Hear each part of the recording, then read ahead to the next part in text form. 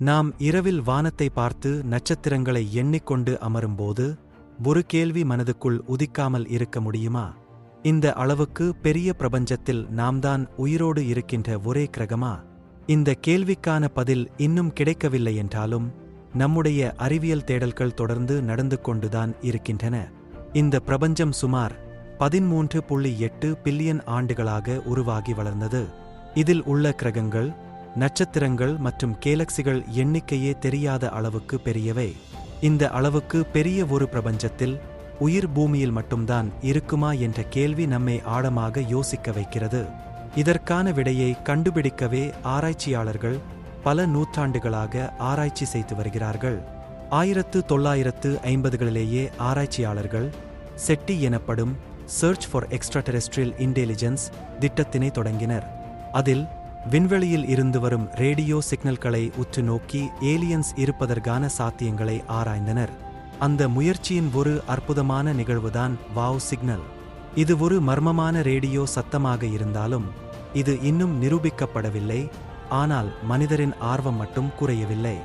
நம் சூரிய குடும்பத்துக்குள்ளேயே சில இடங்களில் உயிர் இருக்கக்கூடிய சாத்தியம் உள்ளது. மார்ஸ் கிரகம் இதுவரை கண்டுபிடிக்கப்பட்ட தகவல்களின் அடிப்படையில் ஒரு காலத்தில் நீர் மற்றும் சூழ்நிலை வாழ்க்கைக்கேற்ப இருந்திருக்கக்கூடும் என நம்பப்படுகிறது. அதேபோல் ஜூபிட்டரின் ஈரோப்பா மற்றும் சாட்டர்னின் என்செலடஸ் போன்ற சந்திரன்களில் பனிக்கடியிலுள்ள கடல் நீர் உயிரின் அடையாளங்களை வைத்திருக்க வாய்ப்பு உள்ளது. மேலும் சூரிய குடும்பத்திற்கு வெளியேயான கிரகங்களை புறக்கோள்கள் என அழைக்கின்றோம்.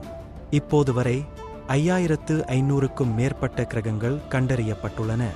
ஜேம்ஸ் வெப் ஸ்பேஸ் டெலிஸ்கோப் போன்ற நவீன தொலைநோக்கிகள் இவைகளை மிக நுணுக்கமாக ஆராய்ந்து அவற்றில் உள்ள வாயுக்களின் மூலமாக உயிரின் அடையாளங்களை தேடி வருகின்றன.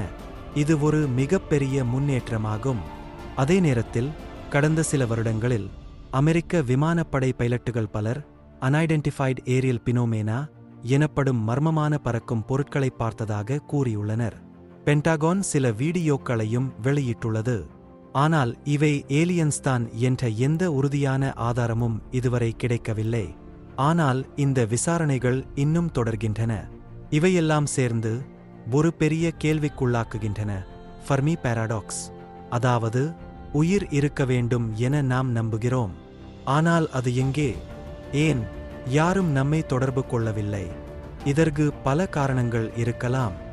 நம்முடைய தேடல் வழி தவறாக இருக்கலாம், அல்லது அவர்கள் நம்மை தொடர்பு கொள்ள விரும்பாதிருக்கலாம், அல்லது நாம்தான் உயிருடன் கூடிய ஒரே கிரகமாக இருக்கக்கூடும்.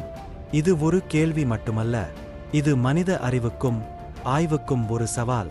உலகத்திலேயே பெரிய விஞ்ஞானிகள் கூட இன்னும் ஒரு முடிவுக்கு வர முடியாமல் ஒவ்வொரு விண்கலமும் ஒவ்வொரு தொலைநோக்கியும் இந்த கேள்விக்கான பதிலை தேடிக்கொண்டே இருக்கின்றன. நாம் மட்டும்தான் உயிருடன் இருக்கிறோமா?